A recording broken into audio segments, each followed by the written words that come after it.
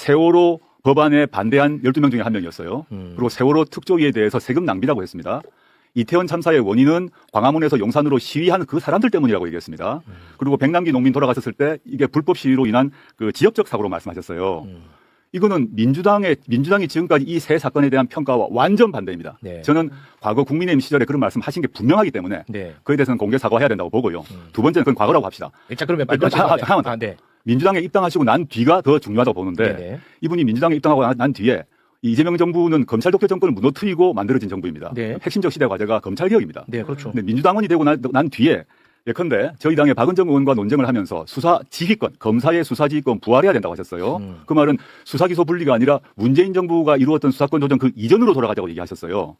그다음에 검사에게 보안수사권 문제를 줄 것인가 큰 논쟁인데 이분은 보안수사권 주어야 한다고 얘기했습니다. 네.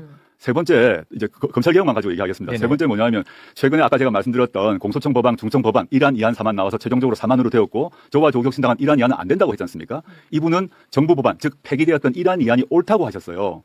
이 점은 논쟁을 해야죠. 왜냐? 네. 6.3 선거 이후에 바로 이 검사의 보안사건 유무를 줄 것인가를 둘러싸고 형소법 196조 개정이 바로 이루어지는데 이분은 보안사건 주자는 입장이에요. 네. 한 번도 바꾼 적이 없습니다. 네. 그러면 민주당원을 포함하여 민주진보진영의 유권자분들께서는 향후 진행될 검찰개혁 등 각종 사회개혁에서 어떤 사람이 국회에 들어가는지 맞는지를 판단을 해야죠. 네. 저는 당연히 제가 김영남 후보보다는 훨씬 더 민주당 개혁 노선에 부합한다고 생각합니다. 그거는 뭐 제가 이제 허위 사실을 뭐 얘기하거나 비방이 아니라 지금까지 말한 거는 이분이 지금까지 소신을 가지고 말씀해 오셨던 바입니다. 네네. 그거는 밝혀야 된다. 네. 그걸 가지고 얘기를 해야지.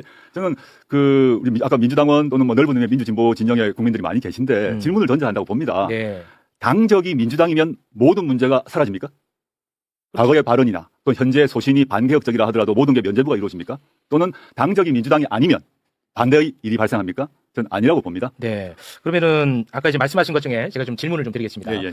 김용남 후보의 이제 과거 입장과 관련해서 사과 요구를 하셨는데 사과를 하면 이것에 대해서는 더 이상 이제 문제 삼지 않는 건가요?